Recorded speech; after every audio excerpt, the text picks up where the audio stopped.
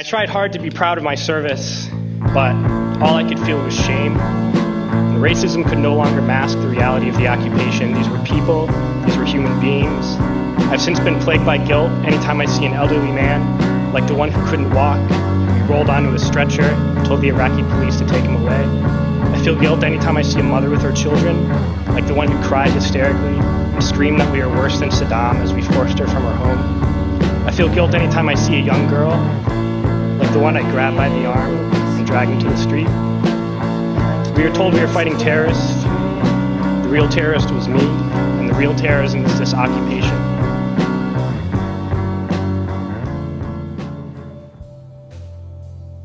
Mike Prysner is a former U.S. Army soldier who served in Iraq, and when he spoke at the 2008 Winter Soldier hearings, what made it so powerful wasn't just that he had been there before, but that he was willing to say the part most people avoid. He talked about how war doesn't really begin when the first shot is fired. It starts much earlier. And the way people are taught to think, before violence can happen on that scale, people need to be convinced that the ones on the other side are different enough, dangerous enough, or distant enough that their suffering feels easier to ignore. Mike Prysner's testimony is powerful because he speaks about war with guilt instead of pride. As a former U.S. Army soldier in Iraq, he admitted that he took part in actions that hurt innocent people, raiding homes, taking children from crying mothers, and treating elderly men as threats, simply because they were on the wrong side of a uniform.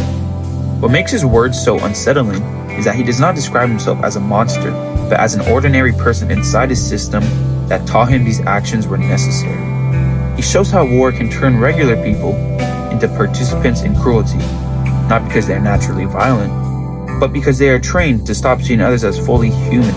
His story forces people to question not just individual choices, but the larger structures of power that makes those choices feel normal.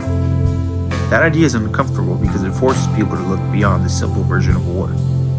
We like to imagine war as good versus evil, heroes versus villains, but reality is usually much less clean.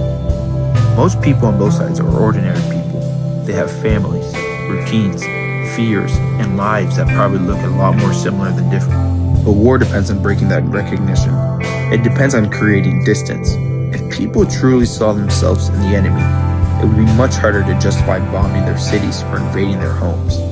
A lot of that comes down to something deeply human. This instinct to separate people into us and them.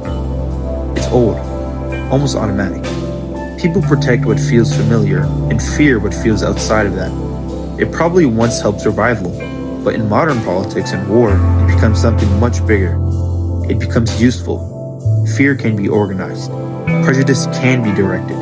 Entire populations can be taught who belongs and who does not. What Prysner exposes is that this isn't accidental. It's part of the structure. Soldiers are trained to follow orders, but they are also trained to adopt a certain worldview. Not necessarily through one big speech, but through repetition, culture, and normalization. If you repeat something enough, if you constantly describe a group of people as violent, backwards, or dangerous, it stops feeling like prejudice and starts feeling like common sense. People often conform to what they're told, not necessarily because they think that way, but because it makes them feel powerful and like they belong. That is where power becomes hard to see, because it doesn't always look like control. People think propaganda is always loud and obvious, but often it works best when it feels natural. And maybe that's the most unsettling part.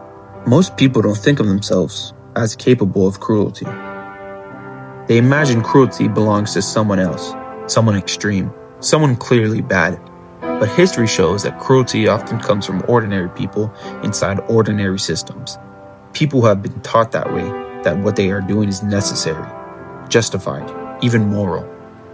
That's why the idea of the other matters so much. It isn't just about war overseas. It shows up everywhere. Politics, immigration, race, religion, even class. The moment a group is seen as less deserving of empathy, the rules start to change. Things that would feel unacceptable if done to us suddenly becomes reasonable when done to them. Prysner's testimony matters because it interrupts that distance. It forces the audience to stop thinking about war as an idea and start seeing it as something built by choices, language, and prejudice.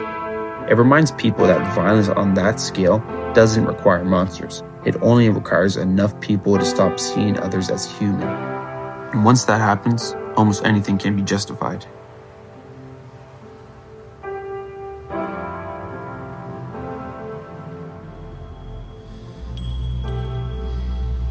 .762 millimeter full metal jacket.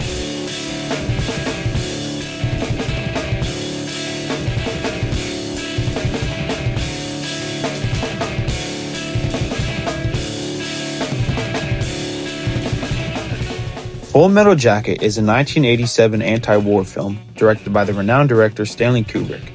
Throughout the film, there are plenty of memorable scenes, but I want to focus on the boot camp scenes. They show that war begins long before soldiers even reach the battlefield. The training is built around control, humiliation, and the removal of individuality. Recruits are constantly yelled at, insulted, and pushed until they stop thinking of themselves as individuals and start thinking only as part of the machine. Their names are replaced with nicknames, their identities are stripped down, and obedience becomes more important than personal morality. This shows how unhealthy conforming to what is good can be. It removes oneself.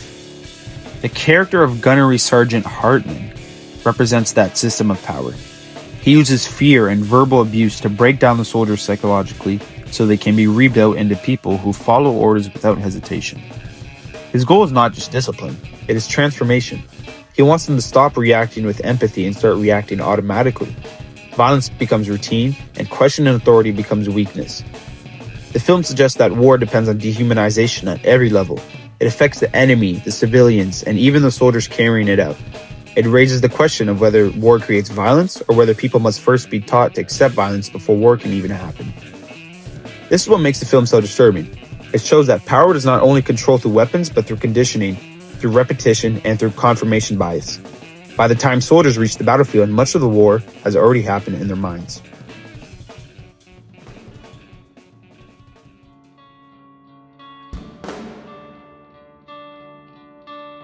At the center of all this is a simple question. If people can be taught to hate, can they also be taught to understand? The same human mind that creates division is also capable of empathy, cooperation, and change.